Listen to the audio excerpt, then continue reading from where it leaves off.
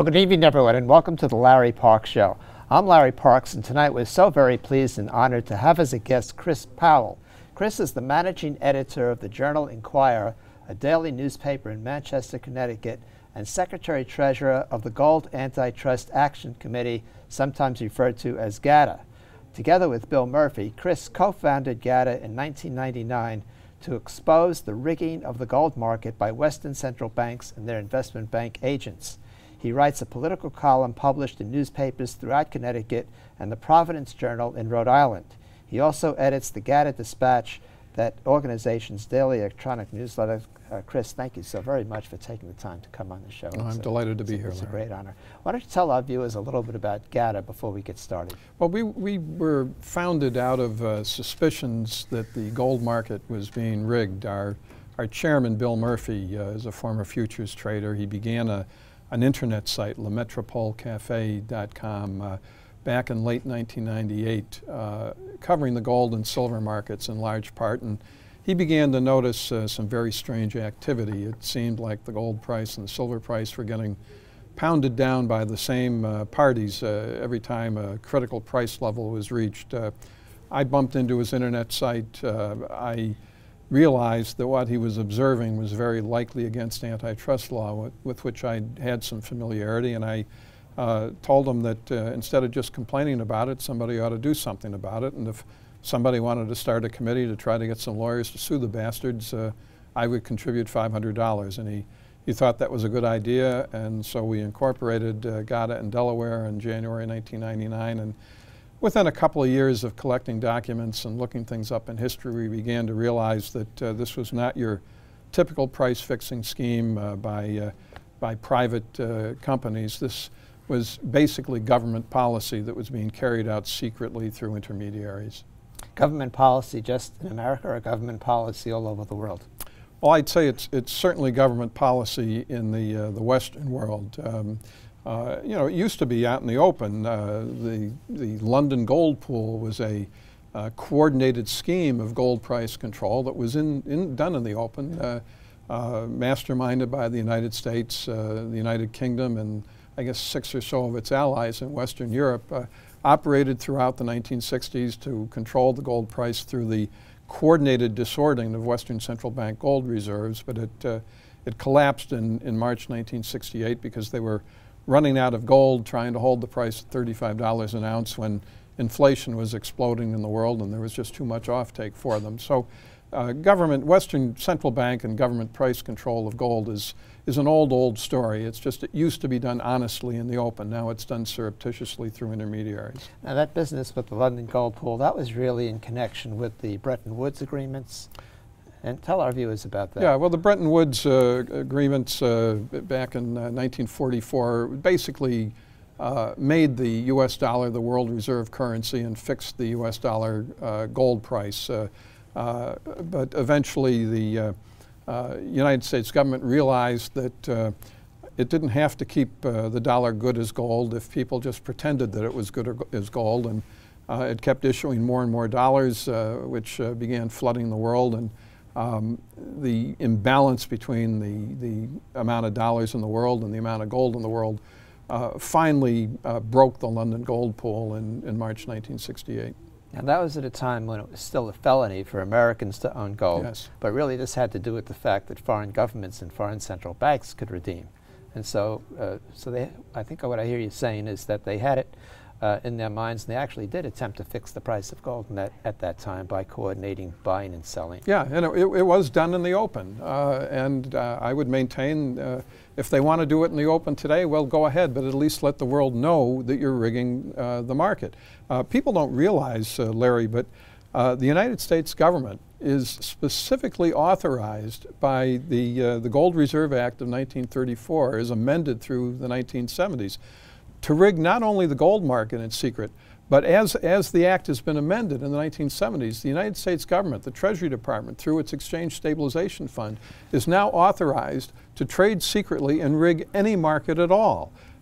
It's an amazing totalitarian power, but if you look at the U.S. Treasury Department's internet site and look for the page about the Exchange Stabilization Fund, you'll find that the government is fully authorized to rig every market in secret. And in fact, just a couple of weeks ago, some documents that are on file with the U.S. Commodity Futures Trading Commission came out. One is a filing by the CME Group, which is the operator of the major futures exchanges in the United States. It disclosed that the CME Group is offering volume discounts to central banks for trading in futures on the U.S. exchanges. This is unprecedented. It's news. The central banks are trading secretly in the U.S. futures markets, but you can't get the press to report this. And then the 10K statement of the CME Group that was filed this year with the Securities and Exchange Commission disclosed that among the CME Group's customers are central banks and governments. So to me, this is an explosive story. This is a confirmation in documents with the U.S. government that are on the CFTC's internet site that central banks are now surreptitiously trading in all the major futures markets, which is to say now there are no markets at all. This is central bank price rigging of every financial instrument and every commodity, but you can't get it reported. It's kind of scary, you know, in a way. This has to do, in my mind, with wealth transfer from ordinary people to the banking systems.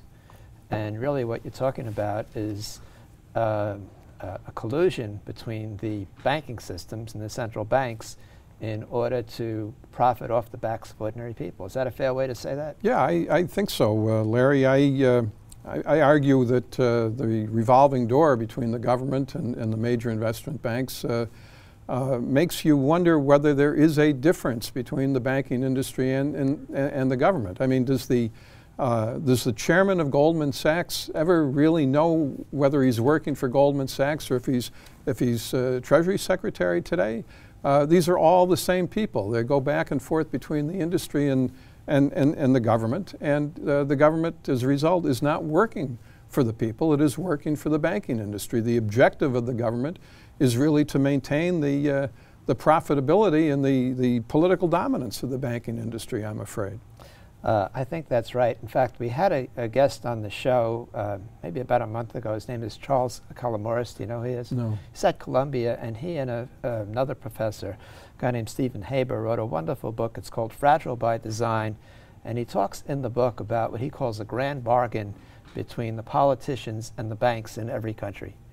And I had said to him that if I had to title that book, I'd call it Dishonest by Design, and I'd call that cooperation between the banks and the politicians a giant criminal conspiracy. Does that ring right to Yeah, I think it's fair. Morally, I think it's repugnant, Larry, but the more my organization looked into this market rigging scheme in gold, the more we realized that this is just history. Manifestations of this conflict between the producing class and the financial class have been going on throughout history. We've just stumbled on to another one here, and I hope we someday can get the producing class to understand how it is being abused by the financial class and get our free markets back. We can talk more about that, but first tell our viewers, in your view, why do central banks bother with gold? I mean, let me just add something to that. Officially, they've gotten gold out of the monetary structure. So they modified the IMF Articles of Agreement in 1978 to prohibit member countries from linking their currencies to gold and only to gold. So now that it's out of the monetary system, why are they doing all this manipulation? Because gold is, and they know it is, money. It remains money. Maybe here in the United States we've forgotten all about it, but certainly in India, Asia, Middle East, those people know that it's money and they treat it as money, and it is always susceptible to be treated as money again. Since it is money, and potentially it is money for more people, it is a competitive currency. It competes with the currencies issued by central banks. Further, the academic literature that's available, including a long paper that was co-written by Larry Summers, who became Treasury Secretary after he wrote this paper while he was economics professor at Harvard. The academic literature shows that there is a long relationship between the gold price and the value of currencies and interest rates. Typically, there's an inverse relationship between real interest rates and the gold price. Governments want interest rates to be low. They want bond prices to be high. The academic literature says, well, you need a low gold price for the interest rates to be low, or a high gold price rather, if interest rates are going to be low against a market price. Gold really is a determinant, Larry, of currency values and government bond prices. That's why central banks hate gold, because it's a restraint on their power. If people can escape to gold as a better currency, then the central bank currencies will not be in demand. Interest rates will rise, government currency values will fall, central bank power will decline. This is a conflict over power. Gold is potentially the people's currency.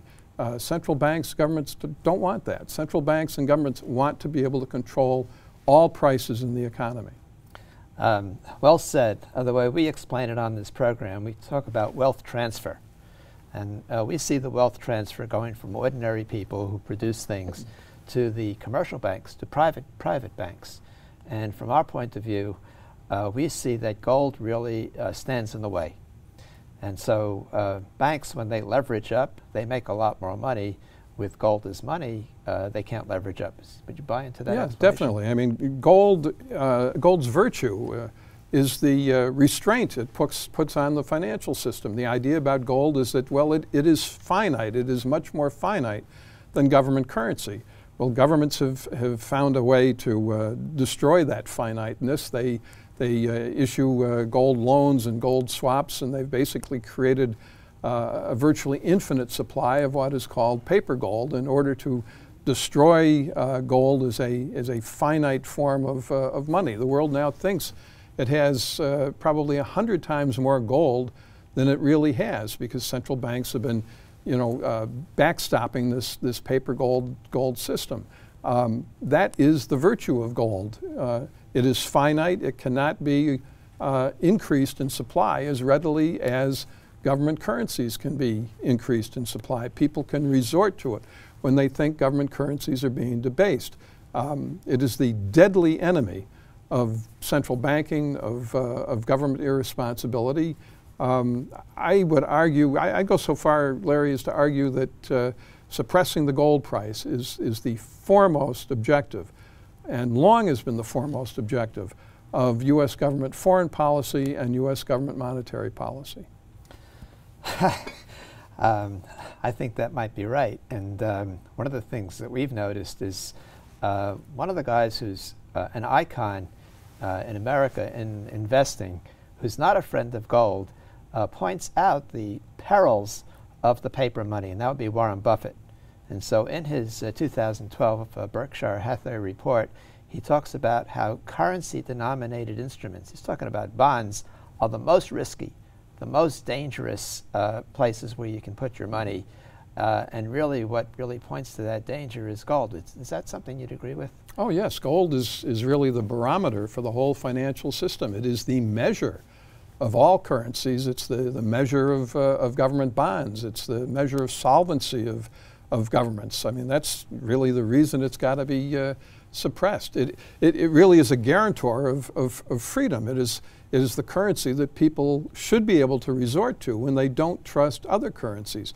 The objective of Western central banking, and I think Western Treasury departments, long has been to withdraw that option from the population, to keep people prisoners of the government monetary system. Now, I would say they did it in order to enhance, I think the banks did it in order to enhance bank profits, not to keep. Oh, it certainly gives the banking industry carte blanche to do whatever it wants, to create infinite money, infinite credit, infinite financial instruments that can swindle people out of their labor. No question about that. And I have a clip, I've played it on this program, you may have come across it, from Dick Durbin, the majority whip, in which he says the banks own the Congress. Well, they do own the Congress, but you know, but he's the majority whip. If Senator Durbin thinks that, I wish I could get him to write a letter to the Fed and the Treasury Department simply to extract from the Fed and the Treasury Department a candid explanation of the U.S. government's policy toward gold and the gold market and the market interventions that are happening every day, according to these documents now we have from the CFTC and the Securities and Exchange Commission. If Senator Durbin is really sore at the banking industry, all he has to do is write 1 or 2 letters demanding this information from the Fed and the Treasury Department, and the system will change. Well, he is not sore at the banking industry, and he's one of the people who they own. Yeah, he probably is owned. And not probably, absolutely. I mean, he heads the Senate Banking Committee, and he has been one of the major recipients of campaign contributions from them. And all he's doing is saying what is. I have the clip, by the way, of him saying that. And in his new book, Robert Kaiser has been on this program. He has a book called The Act of Congress, and it's about the Chris Dodd-Frank bill, and he also quotes that line from Dick Durbin in that book. I mean, Durbin just came out with it. It's not like he laments it. He's just saying this is what it is, and he's not going to do something about it. How can you prove you've done? Let me rephrase that. You've done a lot of work at GATA, actually presenting evidence of this manipulation. Talk to our viewers a little bit about that evidence. Yeah, really, it's the most important stuff we do, Larry, is we simply collect and publish and publicize and clamor about the official documentation we've obtained of Western Central Bank intervention surreptitiously in the gold market. We have admissions from many central bankers, including 4 former chairmen of the U.S. Federal Reserve, the former president of the Bank for International Settlements, Jelle Zylstra, who was also simultaneously head of the Netherlands Central Bank. We have statements by the former official of the Bank for International Settlements, William R. White, who gave a speech in 2005 saying that rigging the gold price was one of the primary objectives of central bank cooperation.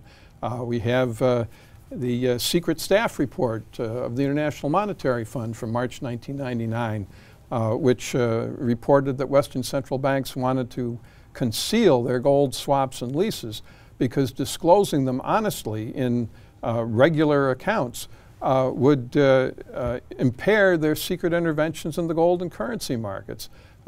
We have the PowerPoint presentation that the BIS gave to prospective Bank for International Settlements gave to prospective central bank members a few years ago.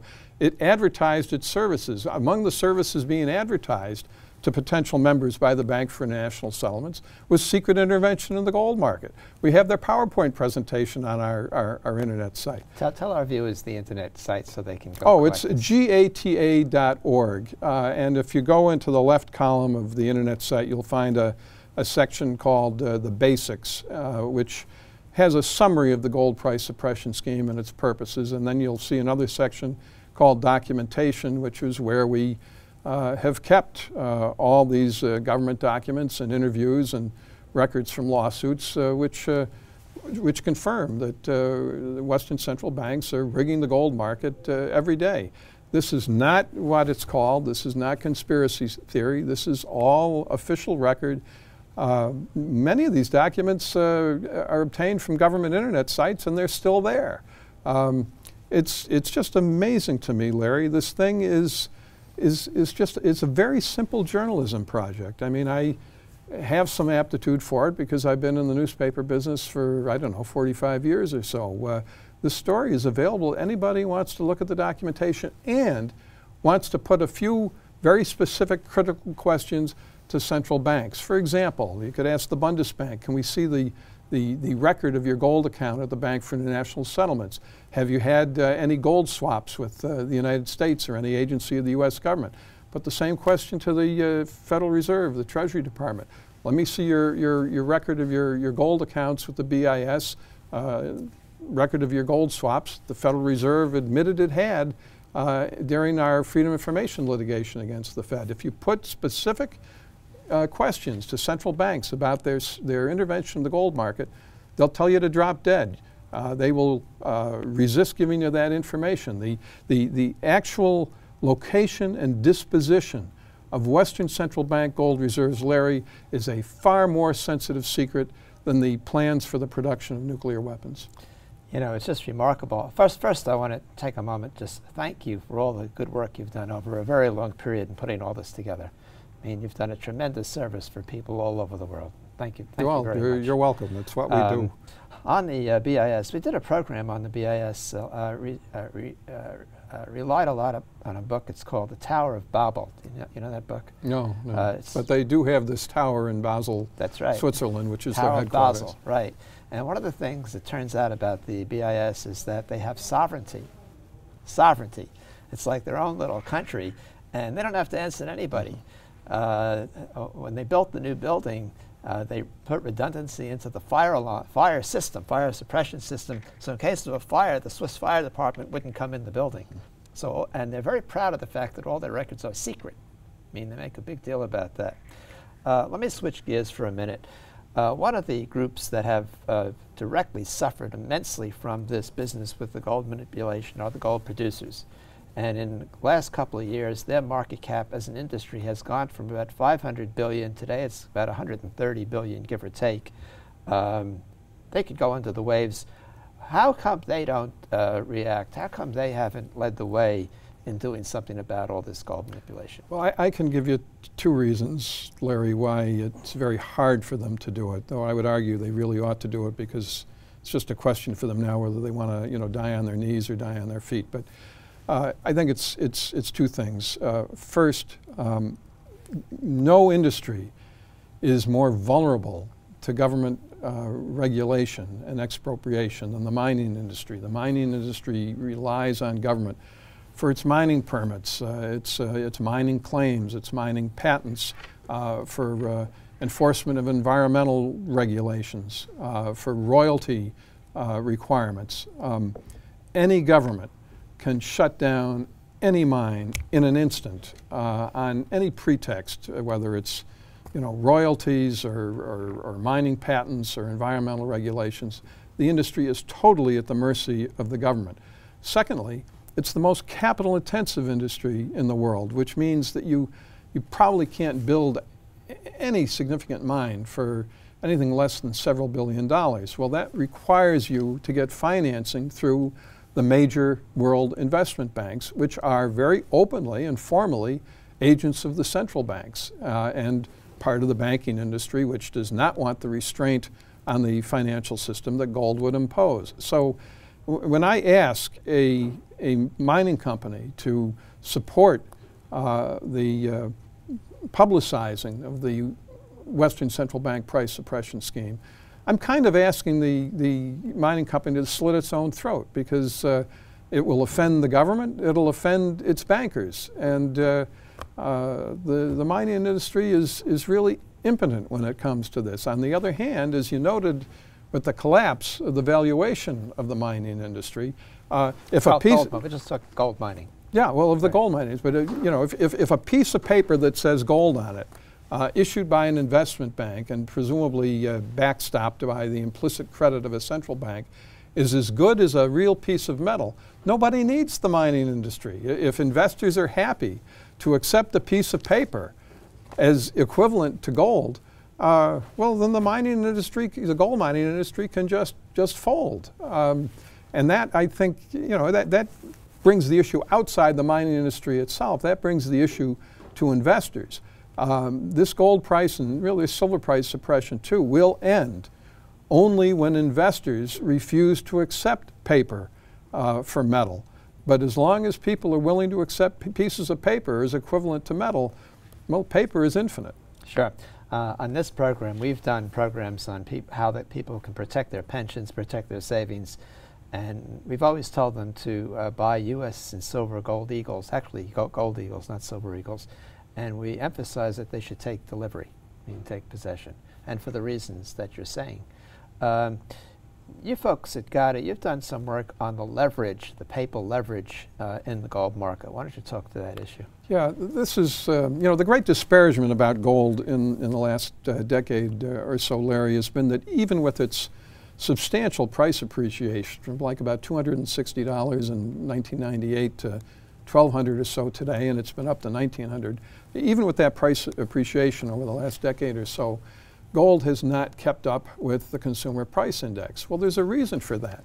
The reason for that was the development of the whole gold paper system, the issuance of infinite certificates to gold that doesn't exist. That is what has suppressed the price. There was testimony to the hearing of the U.S. Commodity Futures Trading Commission a couple of years ago that this leverage of paper to real metal approaches 100 to 1. I think about a year and a half ago, the Reserve Bank of India did its own study and estimated the ratio of paper gold to real metal at 92 to 1.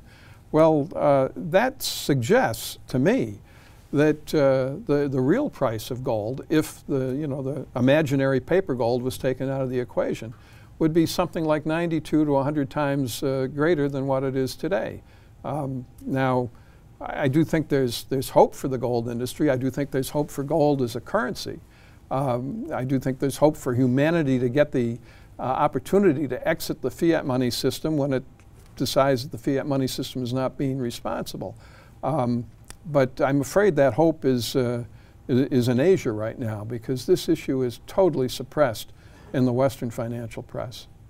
It reminds me of the Gold Reserve Act of 1900, where they said that the backing for the dollar, and I don't go along with any of this, I'm just repeating what they did, it was 40%. And now you're talking about, it's not even backing for it, not even the dollar, but really for stuff that promises gold. You're saying that there's not even 1% gold behind it. Well, it's a fraction of the paper gold out there. We don't know exactly. I mean, we're just comparing the trading volumes on the futures exchanges. We're noting what the experts told the CFTC, what the Reserve Bank of India said, but the ratio of real metal to paper claims on gold is enormously wide. It's probably 50, 60, 70 to 1. Eventually, Asia is going to pull the plug on this. Asia is developing its own gold exchanges right now. The Russian, China in particular. Yes, China in particular. A Russian central banker back in 2004 gave a speech at the London Bullion Market Association meeting at the Kapinski Hotel in Moscow. The only words in English he spoke were Gold Antitrust Action Committee. We finally got a hold of his speech. He was telling the London bankers that Russia was on to them, that they knew that the Western central banks were suppressing the gold price, and this was against the interest of Russia as a commodity-producing country. The government-controlled press in China for years has been full of commentaries about gold price suppression by Western central banks. Asia knows about this. It can get into the press in China. We've posted many reports from the Chinese media about Western gold price suppression on our internet site. It simply cannot be reported in the West. Unbelievable. You know, one of the big losers, I want you to talk to this on this gold suppression, has been the continent of Africa, and particularly Republic of South Africa, and particularly the so-called highly indebted poor countries, where gold is an important part. How come these countries, which are sovereign and theoretically could bring cases or whatever, how come they haven't complained about this gold suppression? Larry, I think it's the treason of the central bankers. A lot of the central banks in these developing commodity-producing countries come out of the International Monetary Fund. The International Monetary Fund is an agent of Western imperialism. I mean, this whole gold price suppression scheme is the primary mechanism of imperialism today. This is the treason of the central bankers. The treason is most extreme, as you suggest, in countries like South Africa. I was in Suriname in February trying to explain this to people. The Suriname central bank chief is a former IMF official. Well, I was trying to make trouble for him down there. Suriname is a big gold-producing country. The IMF wants to demonetize gold and keep the gold price down. And the Western central banks control, I guess, the appointment of the central bankers in the developing countries. But, you know, my group has made this point in South Africa many times. You had a conference down there, I yes, remember. we did. And I cannot understand for the life of me why South Africa has not risen up as one to fight and complain about the Western gold price suppression scheme. That country's mining industry has been declining steadily. That country is the key to saving all of Africa. If South Africa can't be saved, then Africa is going to go down the toilet. But if South Africa, which can be an industrial country, has the industrial infrastructure, can be saved and can get a fair market price for its production, then Africa can be saved. But will it? I don't know. It certainly is not going to be saved. Africa will not be saved if Africa will not stand up for Africa. It's certainly within their power, and one wonders why they haven't, taken that power. Larry, I think the people at the Reserve Bank of South Africa are looking to retire in Mayfair in London. I remember just maybe 10 years ago, in South Africa, they employed something like 400,000 people in mining. Today, it's about 100,000. I'm talking about gold mining. And every one of those miners supported 10 people. So in the event, that you had, say, $5,000, $10,000, $15,000 gold, turn the whole country around. South Africa, Suriname, Mexico, Ghana are all rich countries insisting on being poor. Incredible. Chris, this has been fascinating, and I have a lot more stuff. You're going to have to come back, but we've run out of time. Thank you, Larry. And I want to thank you so very much for taking the time to come on the show. Folks, this ends the Larry Parks Show for this evening. We've been very privileged and honored to have as a guest Chris Powell. He is the Secretary-Treasurer of GATA. That's the Gold Antitrust Action Committee. And again, I think what he has to say is very, very important. You may want to watch this show again on the internet. So again, I want to thank you so very much for watching the show. I'm Larry Parks. Thank you for tuning in, and please do tune again next week, and good night. And thank you so much, Chris. Thank you, Larry. Great job. Thank you.